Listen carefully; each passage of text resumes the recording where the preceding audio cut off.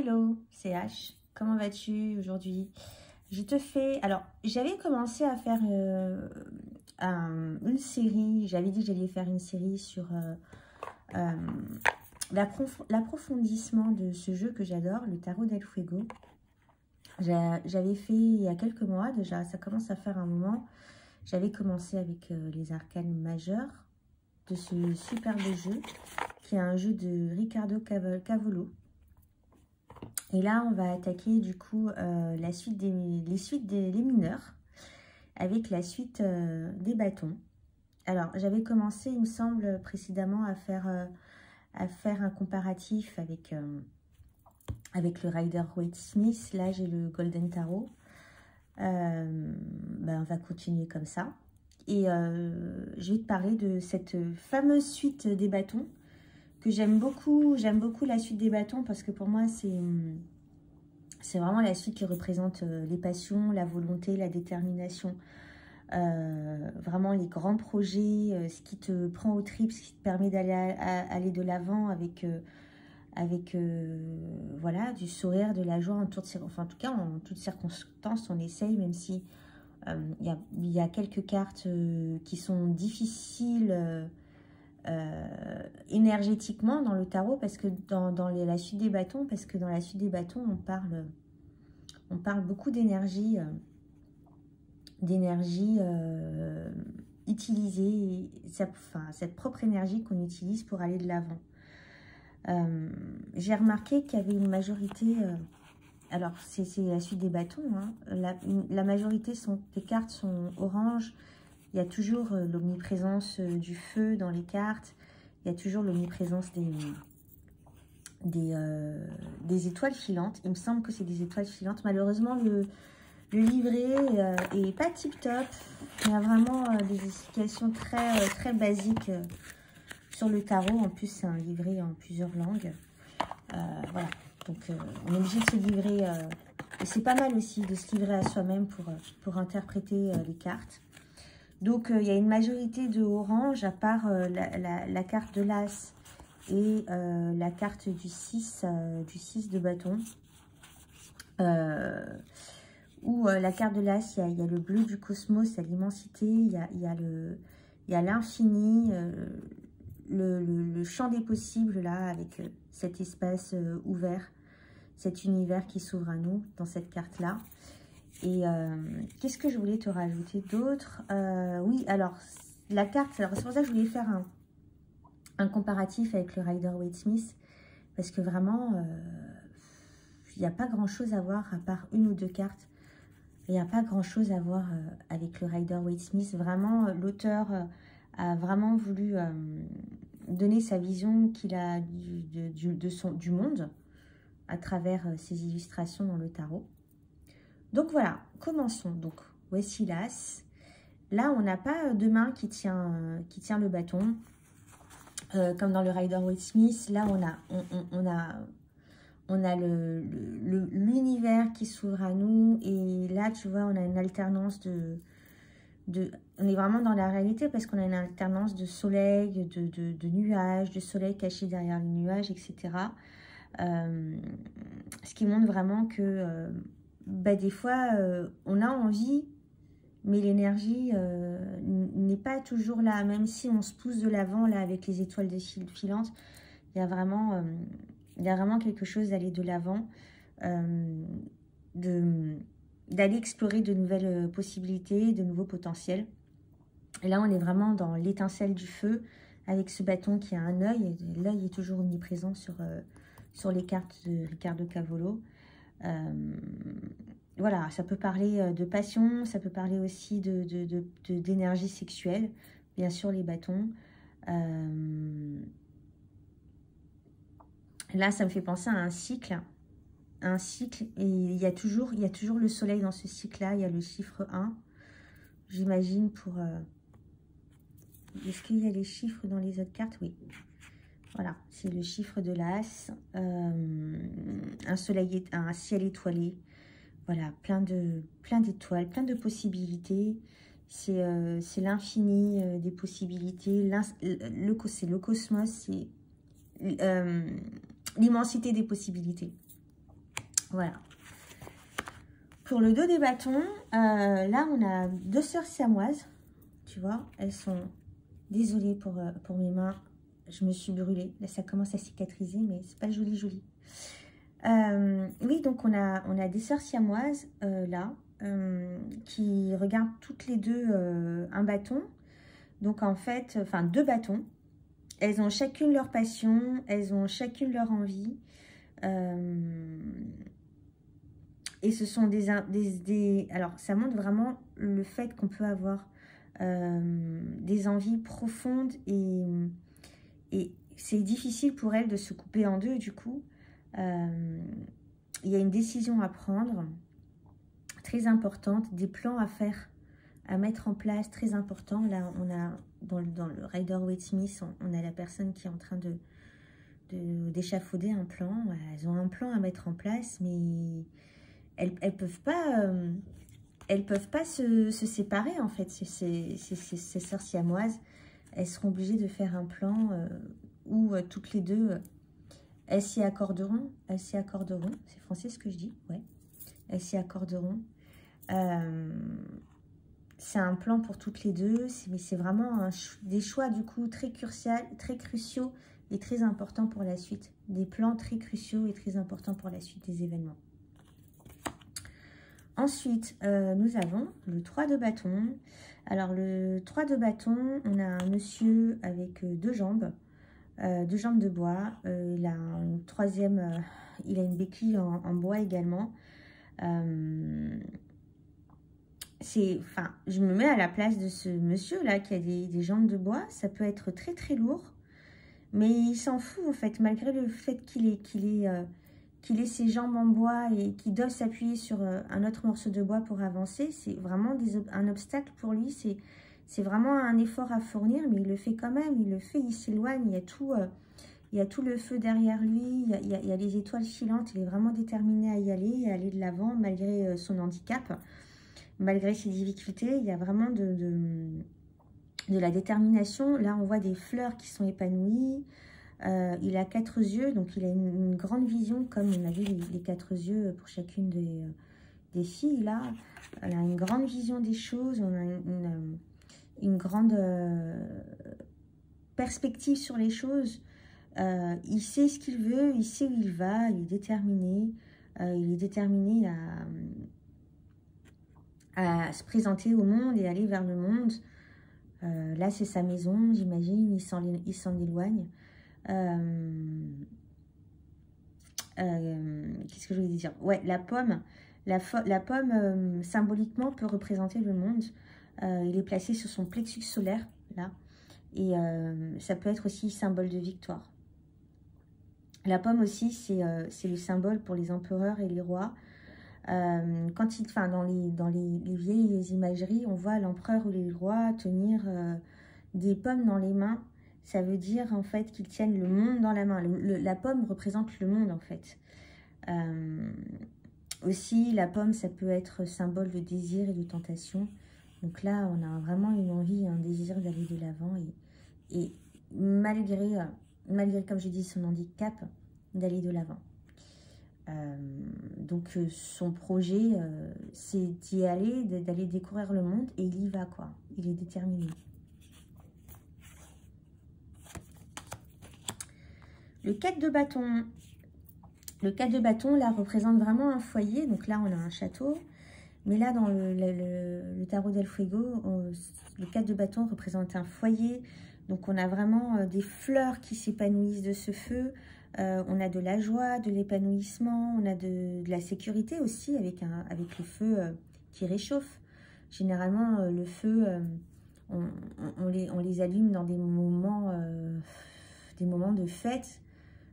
Par exemple, les feux de camp, ou alors pour réchauffer une pièce dans une maison, ça rend vraiment le lieu cosy et chaleureux. Et voilà, ça représente vraiment la chaleur, la stabilité, la fête. Vraiment, là, on est plus sur une question de stabilité et de sécurité et de chaleur du foyer. Là, on est plus sur une notion de fête. Je pense que c'est un mariage ou quelque chose comme ça. Donc, voilà. Le 5 de bâton.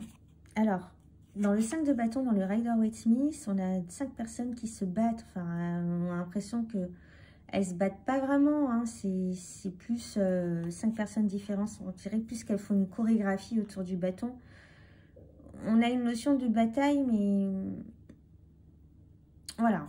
Alors que dans le 5 de bâton, dans le tarot del Fuego, on a un écureuil qui se cache et qui s'est fait un abri pour éviter l'orage. Il s'est fait un abri avec les bâtons. Et là, tu vois, il se sent vraiment en sécurité. Il se protège de la foudre. Et pour moi, cette carte représente vraiment la protection des agressions extérieures. Se mettre à l'abri ouais, des agressions extérieures. C'est une forme de combat personnel. Dans cette carte, il y a avec l'écureuil, on a le symbole de l'écureuil, c'est la prévoyance, c'est l'agilité, c'est la vivacité d'esprit. Et c'est vraiment, cette carte de 5 de bâton, c'est vraiment arriver à trouver des solutions très rapidement et très intelligemment pour se mettre à l'abri. Se mettre à l'abri des intempéries, des obstacles, de la foudre, des agressions extérieures en fait. Des agressions extérieures. Voilà. Alors, j'ai pris des notes, hein, pour une fois. Alors, nous en sommes au 6 de bâton. Alors, dans le 6 de bâton du Rider-Waite-Smith, on est vraiment sur une notion de victoire avec le monsieur sur son cheval, avec son bâton dressé et vraiment avec la couronne de laurier. Et dans ce 6 de bâton-là, c'est vraiment... c'est pour ça que je te dis qu'il est vraiment différent. Il est vraiment différent du Rider-Waite-Smith. Même si les arcanes mineurs étaient très proches du Rider-Waite-Smith et du tarot de Marseille. Là, on est vraiment dans quelque chose. Mais là, on voit... On a toujours un petit peu la notion de victoire. On a cette personne avec un gant rouge, avec le gant de l'action. Oui, parce que j'ai oublié de le dire, mais la suite de bâton, c'est vraiment une suite d'action. Hein. C'est vraiment une suite qui bouge, qui est en mouvement. On ne se laisse pas faire, on va de l'avant, quoi.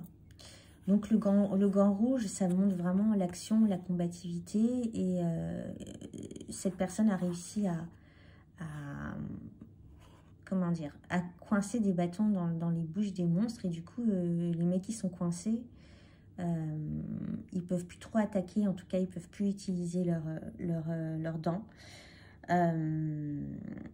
Et là, on a cet esprit de combativité et de victoire. Et de grande combativité, parce qu'une personne contre 6 monstres, ils font vraiment peur, ces monstres. Hein. C'est pas simple. Mais il y a cette notion de victoire aussi, mais qui est illustrée de manière différente. Le 7 de bâton, on a cette fois-ci, on a un castor et non pas un écureuil qui se protège là encore aussi, mais il se protège contre les attaques de l'eau et contre les attaques des poissons volants. Il a trouvé la solution en mettant 7 bâtons sur son crâne. On est encore dans une histoire de combativité, comme cette carte hein, dans le Rider-Waite-Smith. Le symbole du castor pour les Amérindiens, c'est la force de la nature. C'est un animal qui domine son environnement. Et le symbole du poisson volant, c'est c'est un symbole inspirant toute personne qui cherche à déployer ses ailes, défier le monde de façon non conventionnelle. Voilà. C'est super intéressant ces deux symboles qu'il a choisis parce que tu vois, inspirer le monde de manière non conventionnelle, c'est-à-dire aller au-delà, contre les conventions. Là, c'est un petit peu dans la carte du Rider-Waite-Smith, ce monsieur-là, il se bat pour ses convictions. Là, on a des poissons qui vont contre les conventions et on a un castor qui représente la force de l'environnement et vraiment un grand don pour dompter son environnement. Il y a encore une notion de combativité aussi, mais en s'affirmant et en affirmant ses convictions face au monde, même si elles sont non conformistes. Et ouais, affirmer ses opinions. Les 8 de bâton. Alors, j'ai eu du mal avec cette carte de 8 de bâton, mais j'ai pas mal réfléchi. Et j'ai fini par y trouver un sens. Alors, dans cette carte du 8 de bâton de Rider-Waite-Smith, pardon, elle est bateau. Tu as 8 bâtons qui volent rapidement. Bon, ça a la notion de mouvement, de rapidité, d'aller droit vers sa cible. La perfection du tir, enfin, la rapidité surtout. Tu as une notion de rapidité. Alors que là, il y a vraiment une notion ici des bâtons. Ces bâtons-là qui vont dans tous les sens. Ici, ils sont attachés autour du tour et on a vraiment une impression de concentration d'énergie. Concentration de ces énergies en fait. Le crâne qui est coupé en deux, là on a le haut de la tête et là on a la mâchoire. Pourquoi j'ai marqué ça? Ça m'a fait penser à Mercure. Pourquoi j'ai parlé de Mercure? Je ne sais plus où j'ai voulu en venir. Pardon. Ah oui, parce que les 8 de bâton, il me semble que c'est... dans la roue astrologique, le 8 de bâton, c'est Sagittaire en Mercure. C'est pour ça. Sagittaire, c'est la vitesse, voilà. Et Mercure, c'est vraiment la réflexion. Mercure, ça se rapporte à la raison et à la parole. Donc là, on a la raison vraiment qui est séparée de la parole. Il y a vraiment pour moi une notion de réfléchir avant de parler. C'est tourner cette fois la bouche dans sa langue avant de parler. Des fois, on a des réflexions qui arrivent tellement vite qui peuvent, des fois qui ne sont pas réfléchies et qui peuvent faire mal à nous et aux autres. Donc c'est vraiment réfléchir avant de parler. Il y a la notion de concentration d'énergie. Il y a la notion ici d'éclair. Donc il y a vraiment une notion de d'électricité. Qu'est-ce que je voulais dire d'autre? Non, je lis mon texte. Je ne sais pas si ça fait très spontané de lire son texte, mais j'avais tellement de choses à dire sur cette carte. Oui, aussi, je voulais parler de...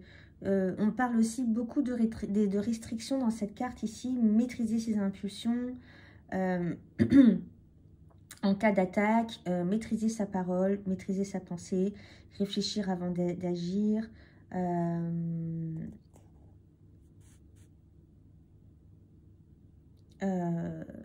Voilà, là, il y a le cœur en bas. C'est-à-dire que quand on fait une action, on le fait avec le cœur et pas avec impulsivité.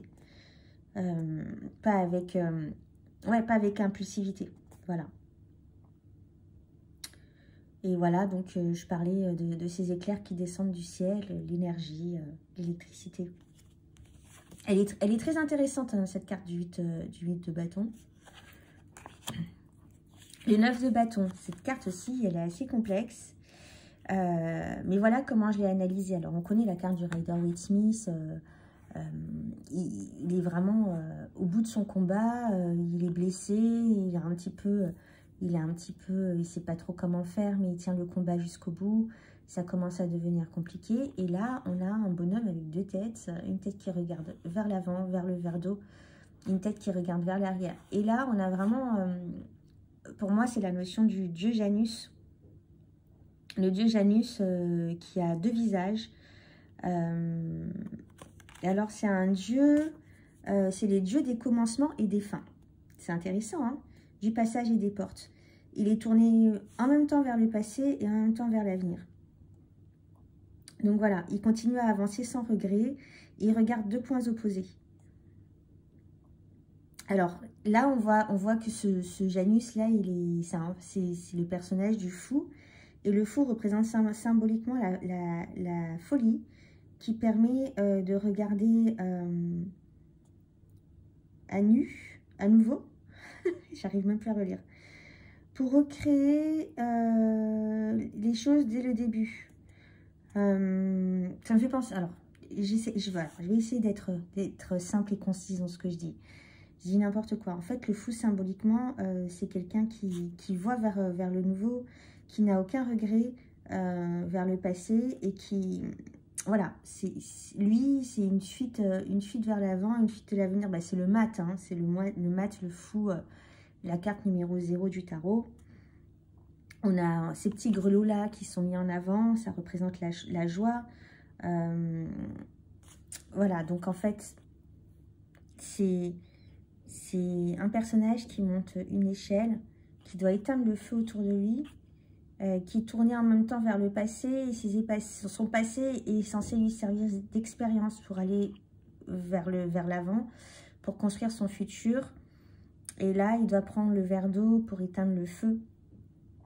Et ben, il y a vraiment une notion là encore de combativité, dernier carat en fait, avant que la forêt brûle. Et c'est ce verre d'eau qu'il doit aller chercher qui va éteindre le feu, quoi. Et là, on a encore ces fleurs épanouies. En même temps, on a le feu, c'est assez négatif, en même temps, c'est assez positif parce que on a vraiment cette notion de regarder son passé, enfin, les actions qui ont été mises en place dans le passé pour construire son futur. Et il y a l'espoir avec le verre d'eau qui est là pour éteindre le feu. Voilà, je ne sais pas trop si je me suis fait comprendre, si je ne me suis pas trop embrouillée. Ensuite, on a le 10 de bâton. Alors, ce 10 bâton, on a beaucoup d'animaux dans ce tarot-là. On a un petit renard avec un serpent rose, un serpent qui mue en fait. Il n'y a pas de peau, il est vif en fait. Et on a ce petit renard-là avec sa couronne qui est éclairée par la lune. Et on a beaucoup de lunes dans les... J'en ai pas vu beaucoup dans... C'est la première, je crois, qu'il y a dans la suite de bâton. Il y en a beaucoup dans les arcanes majeures. C'est lune croissante. La lune croissante, c'est un symbole de transformation et de développement de soi. Donc, il est éclairé par la lune. On a toujours ces étoiles filantes autour.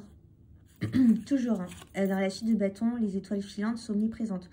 Ah, sauf dans le 7 de bâton. Dans le 7 de bâton, il n'y a pas d'étoiles filantes, mais on a des poissons volants. Donc, on a toujours cette notion d'étoiles filantes. Là, dans le 10 des bâtons du Rider-Waite-Smith, on a quelqu'un qui porte des bâtons, c'est vraiment lourd. Il est au bout de sa vie, c'est le burn-out, il n'en peut plus. Il est à bout de souffle. Et là, on a vraiment un renard qui est content, qui est heureux, qui est arrivé à se protéger derrière son tas de bois, là, se protéger de ce serpent qui est nu, qui est rose. Donc là, on est à la fin d'un cycle transformateur. Cette carte n'est pas du tout négative, bien au contraire. On a un renard qui est rusé et qui sait aller au-delà de son fardeau. Qui sait aller au-delà de son fardeau, et puis il a la couronne divine au-dessus de sa tête. Donc, il a su trouver la solution pour se protéger, de se mettre derrière ses branches, et il regarde le serpent se consumer. Hein, il y a une sorte de victoire aussi dans cette carte. Il regarde ce serpent se consumer, il est content, et voilà. J'aime beaucoup cette carte. J'aime beaucoup ce tarot. J'adore ce tarot. Donc, on va attaquer les personnages de cours. Là, on est sur la carte du page de bâton. Du valet de bâton. Là, on a vraiment... là, on retrouve la petite fille. Est-ce que j'ai cette carte sous la main? J'ai l'impression que c'est la petite fille de la force. J'ai l'impression qu'on retrouve cette petite fille. Non, peut-être pas la même, parce que là, elle est rousse et là, elle est brune. Mais tu vois, j'avais vraiment l'impression que c'était cette petite fille-là qui s'était fait manger sa jambe par le monstre dans la carte de la force. Et qui a une jambe de bois là et qui attaque une nouvelle aventure en fait. Elle se retrouve devant une grotte avec plein de yeux. Mais elle n'a pas peur, elle y va, elle fonce. Elle va vers l'inconnu, c'est noir à l'intérieur. Malgré le fait qu'il y ait des crânes et tout, elle n'a pas peur. Elle va à la découverte, elle explore. Et... elle a ce bâton là aussi dans la main pour se défendre. Elle incarne vraiment le courage, l'innocence, Voilà, elle est vive, elle est vulnérable, parce qu'elle est toute nue, mais elle va quand même de l'avant. Elle est chouette, cette carte. J'aime beaucoup. Le cavalier de bâton. On a ce cheval. On n'a pas de cavalier sur son dos. Mais le cheval, il a une clé à l'intérieur de lui qui ouvre le trésor. Et le trésor qui mène au château. S'il a un chemin à parcourir, en fait, il a un but. Il a un but pour arriver au château et ouvrir et aller chercher ce trésor parce qu'il a la clé. Et c'est pas que c'est compliqué pour lui parce que comme le 3 de bâton tout à l'heure, il a des jambes de bois. Ça ne va pas être facile de se mouvoir avec des jambes de bois. Mais il y va, il est déterminé. Il est déterminé à gravir la montagne et atteindre ce château. Il y a toujours ce soleil qui l'illumine, qui lui donne de l'espoir, de la force, de l'énergie. Il y a toujours beaucoup d'énergie dans la carte qui est orange. On a les fleurs épanouies en bas. On a les étoiles filantes. Voilà. Il regarde quand même derrière lui. Je pense qu'il... pareil, il regarde quand même son passé. Mais ça l'empêche pas d'aller de l'avant. Qu'est-ce que je voulais rajouter sur cette carte? Dans cette malle, il a stocké du matériel. Pourquoi j'ai mis ça? Stocker du matériel. Cacher sa valeur aux autres. Montrer sa valeur au monde. Ah oui, c'est le symbole de la malle. Le trésor et de la malle. Parce que j'ai cherché aussi beaucoup toutes les significations de ces petits symboles dans les cartes. Et là, c'est le symbole du trésor, c'est stocker son matériel spirituel. Enfin, la malle, c'est aussi pour stocker son matériel spirituel et émotionnel, cacher sa valeur aux autres et montrer sa valeur au monde. Donc, il y a vraiment une notion de réussir, d'aller droit vers son but. Et dans le cavalier, de toute façon, les cavaliers ont beaucoup... Dans le cavalier, il y a beaucoup de notions de valeur et d'honneur aussi. Voilà, j'espère que je me fais comprendre, que je ne suis pas trop confuse dans tout ce que je dis. La reine de bâton, ah, j'adore ça, enfin, j'adore toutes les cartes de ce jeu. Alors la reine de bâton, là on voit que c'est un arbre avec des seins multiples. Elle est nourricière, c'est la sorcière de la forêt. Elle est solide comme un arbre, elle est ancrée dans le sol. Elle sait ce qu'elle veut, elle sait où elle va.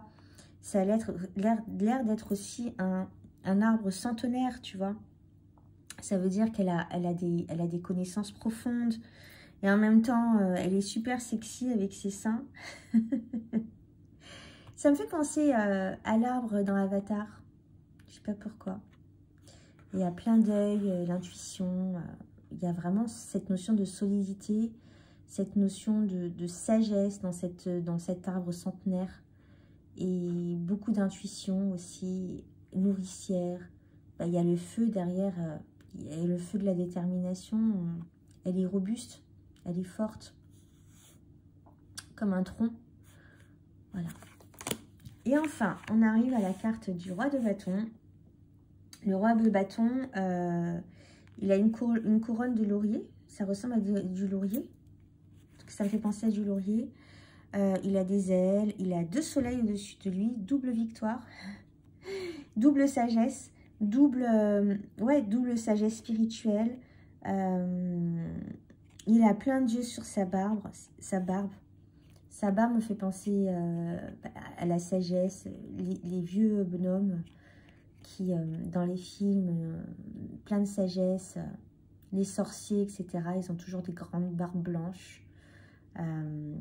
Il a deux branches, 2 troncs à la place des jambes, à la place des bras aussi, ce qui montre vraiment son côté robuste aussi, comme la reine. Robuste, aussi, comment dire, déterminé, parce que il a des membres en bois, donc ça va être assez inconfortable. Tu peux pas plier ton bras et tout, c'est compliqué, mais il y a un sceptre au bout d'un bras, ce qui montre sa royauté. Il y a aussi une épée au bout d'un autre qui tranche, en fait. Il est peut-être handicapé, ce pauvre avec ses jambes de bois et ses bras de bois, mais il a de quoi se défendre aussi. Il a une arme au bout de la main et il ne faut pas le chercher. Il ne faut pas le chercher, ce roi. Il est sage, mais il ne faut pas le faire chier. Donc voilà. Qu'est-ce que je peux dire d'autre sur ce monsieur-là? Il est vraiment l'air d'être brut de décoffrage et message. Voilà. Bon, ben, j'en ai fini pour la suite des bâtons. J'espère que cette petite vidéo t'aura plu.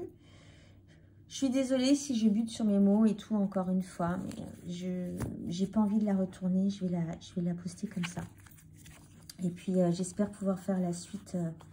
Je pense qu'on va aller vers la suite des coupes très rapidement, très prochainement. Voilà, je te souhaite une bonne soirée et je te dis à bientôt. Bye.